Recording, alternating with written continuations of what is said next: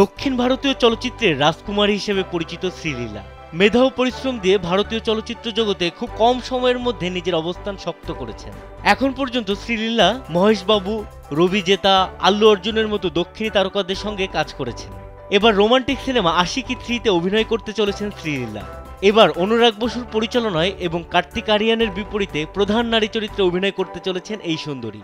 যদিও এখনো অফিসিয়াল ঘোষণা আসেনি, তবে জানা যায় শ্রীলীলার মাধ্যমে ইতোমধ্যে শেষ হয়েছে নির্মাতার নায়িকা খোঁজার প্রক্রিয়া।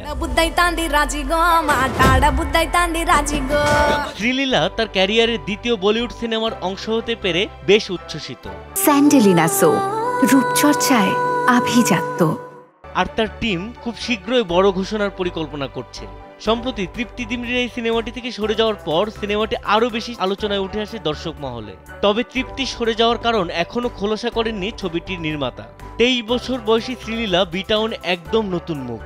আল্লু অর্জুন অভিনীত পুষ্পা 2 সিনেমাতে একটি আইটেম গানের নাচের মাধ্যমে দেশজুড়ে ব্যাপক জনপ্রিয়তা অর্জন করেন। তবে বলিউডে তার অভিষেক হচ্ছে ইব্রাহিম আলী খানের বিপরীতে ম্যাডক ফিল্মস প্রযোজিত একটি ছবির মাধ্যমে।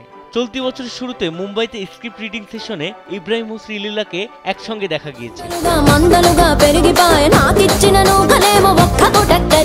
এদিকে সম্প্রতি পরিচালক অনুরাগ বসু জানিয়েছেন যে তিনি মার্চ মাসে এই ছবির শুটিং শুরু করতে চলেছেন।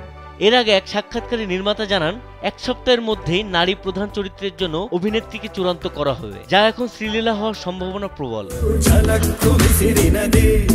2001 সালে জন্মগ্রহণ করা শ্রীলীলা ভারতীয় বংশোদ্ভূত একজন মার্কিন অভিনেত্রী। 2019 সালে কন্নড় চলচ্চিত্র কিস এ অভিনয়ের মাধ্যমে তার চলচ্চিত্রে অভিষেক হয়। তার উল্লেখযোগ্য চলচ্চিত্রগুলো হলো Pelli SandaD, Dhamaka, Bhagavanth Kesari, extra ordinary man ইত্যাদি।